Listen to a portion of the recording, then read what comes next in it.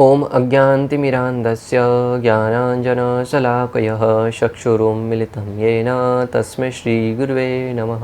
हरे कृष्णा। आज गीता श्रृंखला के सत्र क्रमांक 156 में आप सभी भक्तों का हार्दिक स्वागत है। आज हम श्रीमद् भगवद गीता के 4थे अध्याय के जो कि है दिव्य ज्ञान श्लोक क्रमांक 25 का अध्ययन करेंगे। तो आइए, श्लोक इस प्रकार है। देवमेवापरे यज्ञं योगिनः पर्युपासते ब्रह्म अग्नौ अपरे यज्ञं यज्ञनेव उपयोज्यति।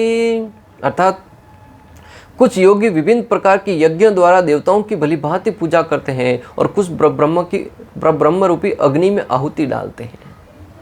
यहाँ पे भगवान श्री कृष्ण कुछ भक्तों की जो देवताओं की पूजा करते हैं उनके यहाँ पे वर्णन करें कि कुछ तो देवताओं में श्रद्धा रखते, देवताओं के द्वारा मेरी पूजा करते हैं, और कुछ ब्रह्म रूपी अग्नि में आहुति डालते हैं। तो यहाँ पे 4.24 में भगवान ने अर्जुन को कर्म यज्ञ अर्थात युद्ध करने के लिए कहा था। पिछले वाले श्लोक में 4.24 में भगवान ने कर्म योग अर्थात विशेष रूप से अपना कर्म करते हुए अर्जुन को कहा था कि तुम्हारे लिए जो यज्ञ है वो अभी यहाँ पे युद्ध है। यज्ञ का अर्थ कतई एक ही अर्थ नहीं है। जो हमारी वैदिक सभ्यता है, वैदिक भाषा है, उसमें कहीं भी इतना संपूर्णता नहीं है। बहुत ही कम संकुचित मानसिकता नहीं है कि नहीं एक शब्द बता दिया तो उसका एक ही अर्थ है। अनेक संस्कृत एक श्लोक के अनेक अर्थ निकलते हैं, पहले भी हम बता चुके हैं। उसी प्रकार भगवान श्री कृष्ण कह रहे हैं कि यज्ञ है वो हर एक व्यक्ति के लिए अलग अलग प्रारूप के रूप में बताया गया है।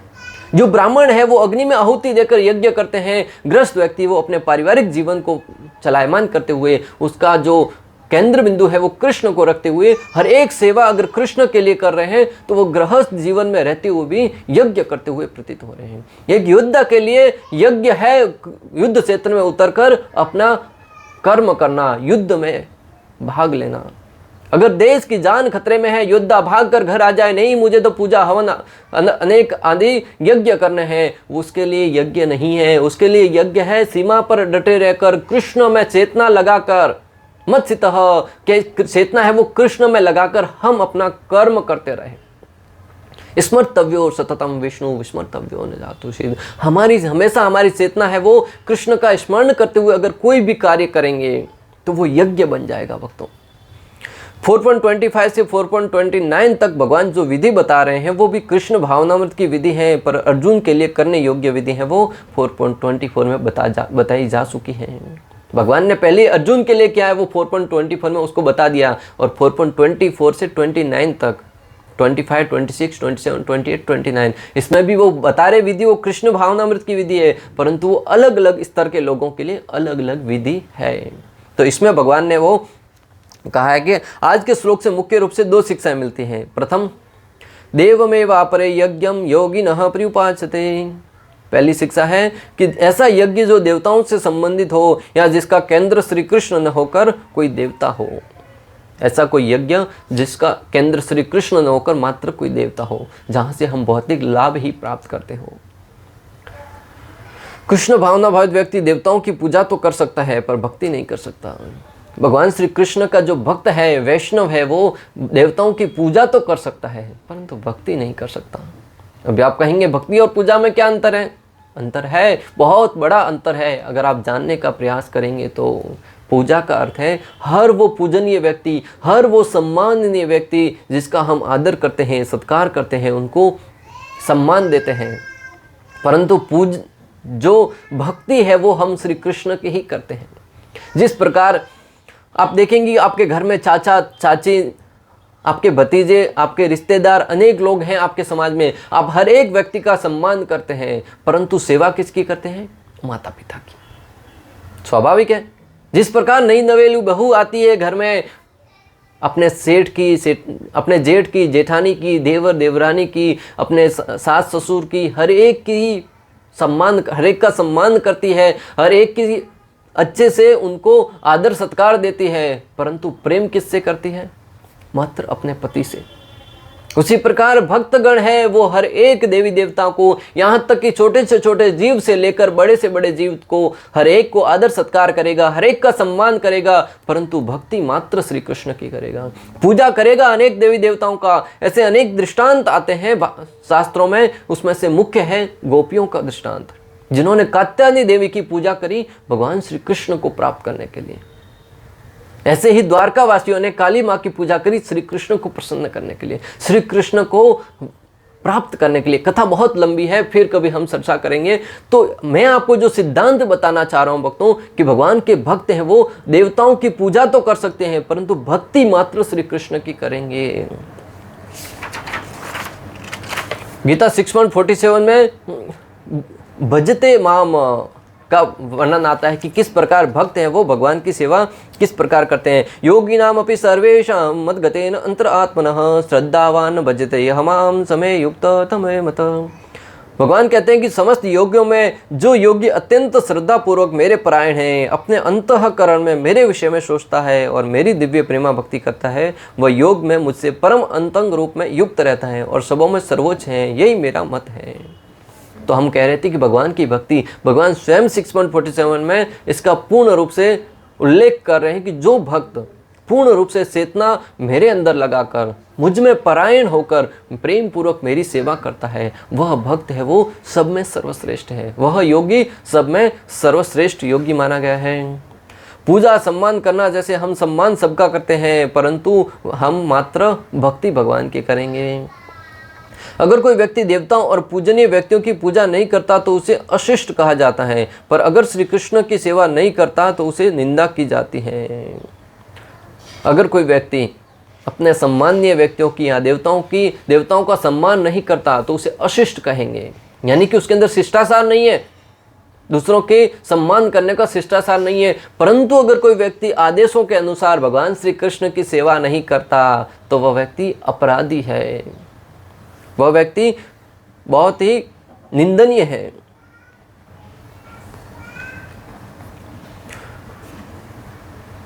शास्त्रों द्वारा, क्योंकि जीव भगवान का अंश है, शास्त्रों द्वारा बताई गई विधि के अनुसार अगर हम भगवान की सेवा नहीं करते तो हमारी निंदा की जाती, क्योंकि जीव है वो भगवान का अंश है। जिस प्रकार आप अपने चाचा चाची की सेवा नहीं करेंगे चलेगा, परंतु अगर अपने माता पिता की सेवा नहीं करेंगे तो बाकी लोग हैं वो आपकी निंदा करेंगे, बोले कि उनका अंश है, उसका पुत्र है, फिर भी बुढ़ापे में उनकी सेवा नहीं कर रहा है, फिर भी उनको आवश्यकता है तब उनकी सेवा नहीं कर रहा है। अगर आप आपके चाचा चाची की सेवा नहीं करेंगे कोई आपको नहीं कहने आएगा, परंतु माता पिता की सेवा नहीं करेंगे तो निश्चित रूप से निंदा के पात्र बनेंगे। उसी प्रकार जो देवी देवता है भगवान के अंश हैं, आपके चाचा चाची हैं, आपके अलग रिश्तेदार हैं, उनकी सेवा नहीं करेंगे कोई नहीं कहेगा। परंतु अगर श्री कृष्ण जो हमारे पिता हमस्य जगतो माता दाता पितामहा, हमारे परम पिता और माता हैं, अगर उनकी सेवा नहीं करेंगे तो निश्चित रूप से शास्त्रों द्वारा हम दंडनीय होंगे, शास्त्रों द्वारा हम निंदनीय होंगे। श्रीमद् भागवतम में वर्णन आता है 11.5.3 में, य एषां पुरुषं साक्षात् आत्म प्रभव ईश्वरं न भजन्ते अन्य जानन्ति स्थानाद् भ्रष्टा प्रत्यंतधा। यदि चारों वर्णों तथा चारों आश्रमों का कोई भी सदस्य उनकी अपनी उत्पत्ति के स्रोत भगवान श्री कृष्ण की पूजा नहीं करता या जानबूझकर भगवान का अनादर करता है तो वो सभी अपने पद से गिरकर नारकीय दशा को प्राप्त होंगे। भागवतम 11.5.3 में वर्णन आता है कि चारों वर्णों में से, ऐसा नहीं कि मात्र ब्राह्मण के लिए, ब्राह्मण क्षत्रिय वैश्य शूद्र चारों वर्णों में से अगर कोई व्यक्ति अपने उत्पत्ति के कारण श्री कृष्ण की शास्त्रों में बताए अनुसार अगर पूजा नहीं करता है, सेवा नहीं करता है या जानबूझकर उनका अपमान करने का प्रयास करता है तो व्यक्ति उसके अपने कर्मों का दंड भुगतते हुए निश्चित रूप से नरकलोक में भेज दिया जाएगा, जहाँ पर रहकर वो अनेक प्रकार की पीड़ाएं सहते हुए अपने कर्मों के फल है वो भुगतेगा। तो हमें श्री कृष्ण की सेवा करनी चाहिए। दूसरा सिद्धांत है ब्रह्म ग्राव परे यज्ञम यज्ञ नेव पूजयति, अर्थात परब्रह्म रूपी अग्नि में आहुति डालना, परब्रह्म रूपी अग्नि में आहुति डालना। यहाँ पर अग्नि का अर्थ वास्तविक अग्नि न होकर मानी हुई अग्नि है, उसी प्रकार यज्ञ का भी अर्थ माना हुआ है यज्ञ। जैसे यहाँ पर जो ब्रह्म वह परे यज्ञम यज्ञ अपि जुह्यति। यहाँ पे ब्रह्म है और अग्नि है, यज्ञ है, ये सब वास्तविक यज्ञ अग्नि न होकर माना हुआ है। किस प्रकार, जैसे कोई व्यक्ति संध्या वंदन करता है, स्नान करता है, भगवान की पूजा करता है, वो यज्ञ करता हुआ प्रतीत हो रहा है। एक व्यवहारिक रूप से अग्नि में आहुति डालना, ये यज्ञ करना, ये बात है। और दूसरा है वो कलयुग के लिए जो वो विशेष यज्ञ है, हरिनाम संकीर्तन है, अनेक प्रकार के भक्तों की सेवा करना है, संध्या वंदन है, ये सब यज्ञ से यहाँ पर तुलना की गई है। जैसे संध्या वंदन, स्नान करना, देव पूजा, पितृ पूजा आदि अन्य धार्मिक कृत्य, अन्य जो धार्मिक कृत्य हैं वो भी यज्ञ के रूप में बताए गए हैं। श्री कृष्ण की सेवा के लिए किया जाने वाला कार्य, या दूसरे शब्दों में कहा जाए तो भगवान श्री कृष्ण की सेवा में किया जाने वाला कार्य यज्ञ बन जाता है। कितना सरल विधि है ना भक्तों। श्री कृष्ण की सेवा के लिए कोई भी कार्य करो वह यज्ञ बन जाएगा। कुछ भक्त श्री कृष्ण की सेवा में इतना खो जाते हैं कि वे अपने नित्य धार्मिक अनुष्ठान ही करना भूल जाते हैं। भगवान के कुछ भक्त हैं, वो अपने भगवान श्री कृष्ण की सेवा में इतने मग्न हो जाते हैं कि अपने जो धार्मिक अनुष्ठान है वो भी करना भूल जाते हैं। भगवान श्री कृष्ण जब विदुर जी के घर पे गए तो विदुराइन है, वो एक गृहस्थ का जीवन का कर्तव्य है कि जब कोई घर पे मेहमान आए तो उसकी अच्छे से सेवा करें, उसके लिए सुंदर सुंदर भोजन की व्यवस्था करे, पानी का जल पिलाए, उनके बैठने का आसन दे। परंतु विदुराइन जैसे ही कृष्ण को देखने लगी, हाथ में केला था, केला खोलते खोलते छिलका तो कृष्ण को दे दिया, लेकिन केला है वो बाहर फेंक दिया, इतने ध्यान में मग्न हो गई थी। तो इस जगह व्यवहारिक जीवन में अगर कोई भक्त वास्तव में कृष्ण की सेवा में लगा हुआ है, कृष्ण के ध्यान में मग्न है, तो वो अपने इस जगत के जो धार्मिक कार्य है वो भी करने के लिए कभी भूल जाता रहेगा। संध्या वंदन है, अनेक धार्मिक अनुष्ठान है, वो सब करने के बजाय मात्र श्री कृष्ण की सेवा करता है तो भी वो यज्ञ बन जाता है। यहाँ श्री कृष्ण की सेवा में इतना धार्मिक अनुष्ठानों की आहुति दे देता है। या फिर जैसे यज्ञ है वो कृष्ण है, आहुति है वो धार्मिक अनुष्ठान है, वो कृष्ण की सेवा में, यज्ञ रूपी सेवा में उन सब की आहुति दे देता है। श्री कृष्ण की सेवा इतना महान यज्ञ है कि इसके लिए समस्त लौकिक कृत्यों का त्याग कर देना चाहिए। श्री कृष्ण की जो सेवा है वो इतना धार्मिक और इतना महत्वपूर्ण कार्य है कि उस श्री कृष्ण की सेवा के लिए जो धार्मिक कृत्य हैं उनका त्याग कर देंगे तो भी चलेगा। श्रीमद् भागवतम 3.33.7 में वर्णन आता है, अहो बत स्वपचो अतो गृहान यज विहाय गृह वर्तते नाम तुभ्य ते पुस्तपस्ते जुहुवु शश्नुरार्या ब्राह्मणु सूर्णाम ग्रहंति ये ते। अर्थात ओह वे कितने धन्य हैं। भागवत में वर्णन आ रहा है कि ओह वे कितने धन्य हैं। कौन? जिनकी जिह्वा पर आपके पवित्र नाम का जप करती हैं, वो कितने धन्य हैं। माता देवहूति कह रही है कि हो ए भगवान, वो कितने धन्य हैं जिनकी जिह्वा है वो आपके नाम का जप करते हैं। आपके नाम का अर्थात श्री कृष्ण के नाम का। सांडाल वंश में उत्पन्न होते हुए भी ऐसे पुरुष पूजनीय हैं।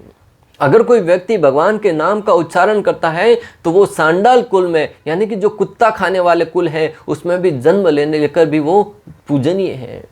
मैं नहीं कह रहा हूं, माता देवहूति कह रही है कि किस प्रकार जो व्यक्ति सांडाल कुल में जन्म लेने के उपरांत भी अगर श्री कृष्ण के नाम का जप करता है तो वह व्यक्ति पूजनीय है। उसका अनादर मात्र जन्म के आधार पर न करे, क्योंकि जो व्यक्ति श्री कृष्ण के नाम का उच्चारण करेगा स्वाभाविक है वो सारे के सारे इस भौतिक जगत के बंधनों से ऊपर उठ जाएगा, वो एक वैष्णव बन जाएगा। उस अवस्था में हमें उसका अनादर नहीं करना है। अगर उसके प्रति कोई मानसिक रूप से भी अपराध किया तो महाप्रभु कहते हैं कि वैष्णव अपराध हो जाएगा, और वैष्णव अपराध होने के बाद तो हमें भगवान का सुदर्शन चक्र भी नहीं बचा सकता। दुर्वासा मुनि ने जब अपराध किया था वैष्णवों के प्रति तो सुदर्शन चक्र उनके पीछे लग गया था, और भागते भागते जब वापस वैष्णव के शरण में आए तभी जाकर उनकी रक्षा हुई। जो पुरुष आपके पवित्र नाम का जप करते हो उन्होंने सभी प्रकार की तपस्या तथा हवन किए होंगे। भगवान के नाम का अगर हम जप कर पा रहे हैं, उनके नाम का स्मरण कर पा रहे हैं, उनका उच्चारण कर पा रहे हैं, इसके अर्थ पिछले समय में हमने निश्चित रूप से अनेक प्रकार के तपस्याएं तथा हवन किए होंगे। बिना किसी हमारी पुरानी सुकृतियों के अलावा हम भगवान की भक्ति में नहीं लग सकते। भगवान श्री कृष्ण स्वयं भगवद गीता में कहते हैं, तेषां सत्य युक्तानां भजतां प्रति पूर्वकम ददामि बुद्धि योगम तम येन माम उपयान्ति ते। जब हम नित्य रूप से भगवान के नाम का जप करेंगे प्रेम पूर्वक, तब हमें भगवान बुद्धि प्रदान करेंगे कि हमें आगे क्या कार्य करना है। और जिस व्यक्ति ने पिछले जन्म में अनेक भगवान के नामों का उच्चारण किया है, जैसे येषां त्वन्तगतं पापम जनानां पुण्य कर्मणाम ते द्वंद्व मोहो निर्मुक्ता भजन्ते माम दृढ़व्रता, जिसके पूर्व जन्म के सारे पाप कार्य नष्ट हो चुके हैं और इस जन्म में पर्याप्त पुण्य कार्य अर्जित कर रखे हैं, वही मेरे नाम का जप कर सकता है, वही मेरी सेवा में लग सकता है। और अगर पिछले जन्म में हमने ऐसे कोई कार्य नहीं किए हैं, परंतु करंट आचार्य, अगर श्रील प्रभुपाद जैसे महान व्यक्ति हम पर अहेतु की कृपा कर दे, तब भी हम भगवान की सेवा में लग सकते हैं। एक बार श्रील प्रभुपाद के किसी शिष्य ने उनसे पूछा कि प्रभुपाद जी, ये श्लोक प्रभुपाद जी बोल रहे होंगे, कहा होगा कि हम पिछले जन्म में तपस्या किए होंगे, हमारी ये योग्यता है, हमारे सारे पाप कार्य नष्ट हो चुके, इसलिए हम भगवान का नाम जप कर पा रहे हैं। प्रभुपाद जी ने कहा, नहीं, तुम्हारे अंदर कोई योग्यता नहीं है, तुम्हारे लिए योग्यता मैंने प्रदान करी है, मेरी कृपा से तुम भगवान का नाम जप कर पा रहे हो। तो अगर हम जप कर पा रहे तो हमें इससे गर्वित नहीं होना है कि हमारे पाप कार्य हो चुके हैं। कभी कभी आचार्यों की कृपा से भी हम भगवत कार्य में लगते हैं। आपके पवित्र नाम का जप करते रहने के लिए उन्होंने तीर्थ स्थानों में स्नान किया होगा।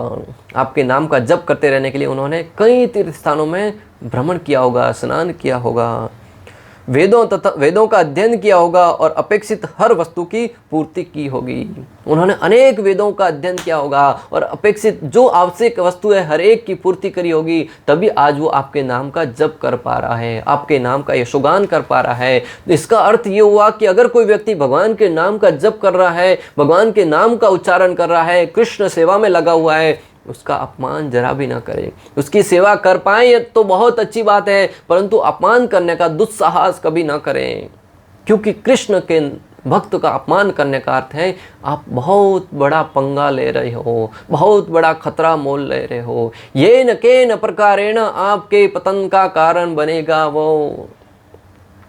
माधवेंद्रपुरी जो कि चैतन्य महाप्रभु के दादा गुरु थे, श्रील माधवेंद्रपुरी ने निम्नलिखित शब्दों के साथ समस्त कर्मकांडी उत्तरदायित्वों से छुट्टी पा ली। जो माधवेंद्रपुरी थे वो अपने जो नित्य कर्म कांड थे, जो नित्य कार्य थे, एक सन्यासी के लिए अनेक प्रकार के कार्य करने होते हैं। संध्या वंदन है, स्नान करना है, देवी देवताओं को अर्पण करना है, सूर्य को पूजा करना है, ऐसे अनेक कार्य करने होते हैं। परंतु उन्होंने निम्नलिखित प्रार्थनाओं के द्वारा अपने समस्त कृत्यों को प्रार्थना करते हुए उनसे अवकाश ले रहे हैं। क्या कहते हैं? संध्या वंदन प्रथमस्तस्तु भवतो भव स्नानम तुभ्य नमो भव देवा पितृस्तर्पणम विधिनाहं समक्षम्यताम यत्र क्वापि निषद यादव कुलो तस्य कंस द्विष स्मारं स्मारं वन्द्य हरामि तदं वन्द्यते किम अन्य में। माधवेंद्रपुरी अपने अनेक त्रिकाल संध्याओं को, स्नान को, अनेक प्रकार के पितृ सेवा को, हर एक को प्रणाम करते हुए उनसे अवकाश लेने के बारे में उनसे प्रार्थना करते हुए कहते हैं कि हे संध्या वंदन, तुम्हारा कल्याण हो। किसी से अवकाश भी लेना है, उससे मुक्ति भी पानी है, तो उसको पहले तो प्रसन्न करेंगे। हे संध्या वंदन, तुम्हें प्रणाम है। ऐसा नहीं कि मैं भी कृष्ण की सेवा में तुम्हारा नहीं कर सकता, तुम जाओ यहाँ से, ऐसा नहीं। उनको प्रेम पूर्वक समझा रहे। क्या कह रहे हैं कि हे संध्या वंदन, तुम्हारा कल्याण हो। हे प्रातः स्नान, मैं तुम्हें अंतिम नमस्कार करता हूँ। हे देवों तथा पितरों, आप मुझे क्षमा करें, मैं आपकी प्रसन्नता के लिए और अधिक अर्पण करने में अक्षम हूँ। हर एक प्रकार के कार्य को, संध्या वंदन को, पितृ सेवा को, प्रातः स्नान को, अनेक प्रकार के कार्यों को प्रणाम करते हुए निवेदन करते हैं कि ये मेरा अंतिम प्रणाम स्वीकार करो, आगे से मैं आपकी सेवा नहीं कर पाऊँ, सेवा करने में असमर्थ हूं। क्यों कह रहे हैं? आलस्य के कारण नहीं, आप और हम नहीं कहना है। ये क्यों कह रहे हैं? आइए आगे बढ़ते हैं। मैं आपकी प्रसन्नता के लिए अधिक अर्पण करने में अक्षम हूं। अब मैंने महान यदुवंशी तथा कंस के महान शत्रु भगवान श्री कृष्ण को सर्वत्र स्मरण करते हुए अपने समस्त पापों के फलों से अपने को मुक्त करने का निश्चय किया है। क्यों प्रणाम कर रहे हैं उनको? क्यों उनसे मुक्ति चाह रहे हैं? कह रहे हैं कि अभी मैंने जो यदुवंश के महान रक्षक हैं भगवान श्री कृष्ण। यदुवंश तथा कंस के शत्रु उनको संहार करने वाले भगवान श्री कृष्ण को सर्वत्र स्मरण करते हुए, यत्र तत्र सर्वत्र सब जगह कण कण में भगवान को स्मरण करते हुए अपने समस्त पापों के फलों से अपने को मुक्त करने का निश्चय किया है।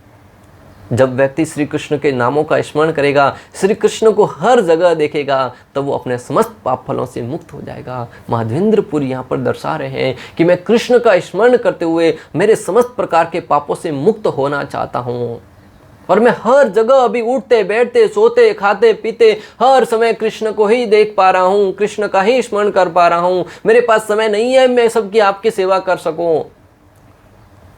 मैं सोचता हूँ कि यही मेरे लिए पर्याप्त है।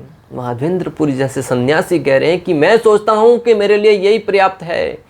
फिर हम किस बात की देर कर रहे हैं? अनेक प्रकार के कर्म कांड में क्यों लगे हुए हैं? सब जगह से सर्वधर्मान परित्यज्य माम एक शरणं व्रज अहम त्वां सर्व पापेभ्यो मोक्षयिष्यामि मा शुचः। भगवान श्री कृष्ण ने इतना बड़ा आश्वासन दे दिया भक्तों, फिर भी हम हैं कि हमारे अनेक प्रकार की आसक्तियों में लगे हुए हैं।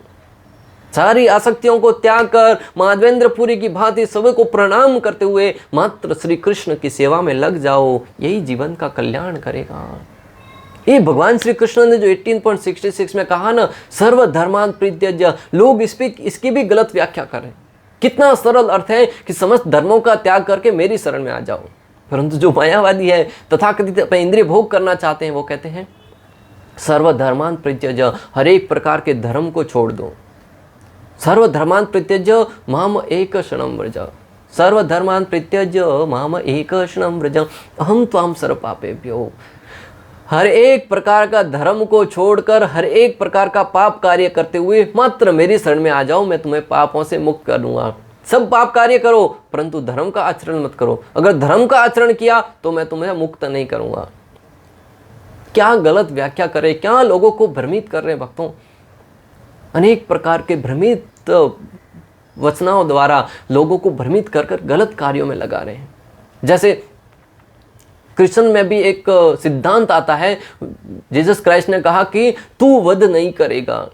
क्या कहा? तुम वध नहीं करेगा किसी भी जीव का। तो उन्होंने उसका अलग अर्थ निकाल दिया, बोले कि मैं स्वयं वध नहीं करूंगा परंतु दूसरा द्वारा वध किया जीव को मांसाहार करूंगा।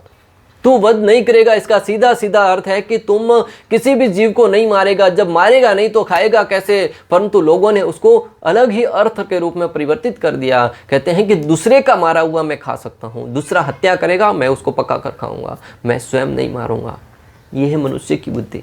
अपने इंद्रिय तृप्ति के लिए किसी भी स्तर तक जाकर उस वासनाओं को पूर्ण करने का प्रयास करते हैं।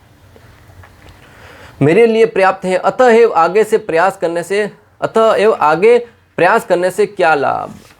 बोले कि जब मेरा मुक्ति कृष्ण सेवा से, कृष्ण को प्रसन्न करने से होने वाला है, तो मैं इन सब के बारे में अनेक प्रकार के प्रयास क्यों करूं? मैं इन सब प्रयासों को नहीं कर पाऊंगा। भक्तों, इस श्लोक से हम बहुत ही सरल भाषा में समझ सकते हैं कि हम देवी देवताओं के पास जाते हैं अनेक प्रकार के धन धान्य रूप में प्राप्त करने के लिए, परंतु भगवान श्री कृष्ण कहते हैं कि जो देवताओं की शरण में जाते हैं वो मूढ़ है, मूर्ख है। क्योंकि देवता जो आपको वस्तु प्रदान करेंगे कुछ समय के उपरांत वो क्षीण हो जाएगी। कुछ समय के उपरांत देवताओं के वरदान है वो क्षीण होंगे। भगवान ने अनेक लीलाओं के द्वारा दर्शाया भी है। यहाँ तक कि ब्रह्मा जी ने भी हिरण्यकशिपु को वरदान दिया, न तो दिन में मरेगा न रात में मरेगा, न सुबह न घर के अंदर मरेगा न घर के बाहर मरेगा, न अस्त्र से मरेगा न शस्त्र से मरेगा। हर एक प्रकार, न सुबह में मरेगा न शाम में मरेगा। हर एक प्रकार का वरदान दिया और ऐसा वरदान पाते हुए हिरण्यकशिपु को लग रहा था वो अमर बन गया। परंतु भगवान ने देवताओं द्वारा प्रदत्त उस वरदान को भी असत्य सिद्ध किया। नरसिंह भगवान के रूप में प्रकट हुए, हिरण्यकशिपु को ललकारते हुए आधा सिंह और आधा नर के रूप में प्रकट हुए। न घर के अंदर मारा न घर के बाहर, घर की दहलीज पर मारा, न दिन में मारा न रात में मारा, संध्या के समय मारा, न अस्त्र से मारा न शस्त्र से मारा, अपने नाखूनों के द्वारा उसके सिर को फाड़ दिया। न आकाश में मारा न धरती पर मारा, अपने जांघों पर लेकर उसको जीवन का अंत कर दिया। भक्तों, इन सब सिद्धांतों को पढ़ने का एक ही अर्थ है कि हम भगवान में अपनी श्रद्धा बढ़ा सकें, कि देवताओं द्वारा वरदान कितने भी प्रदत्त वरदान क्यों ना हो।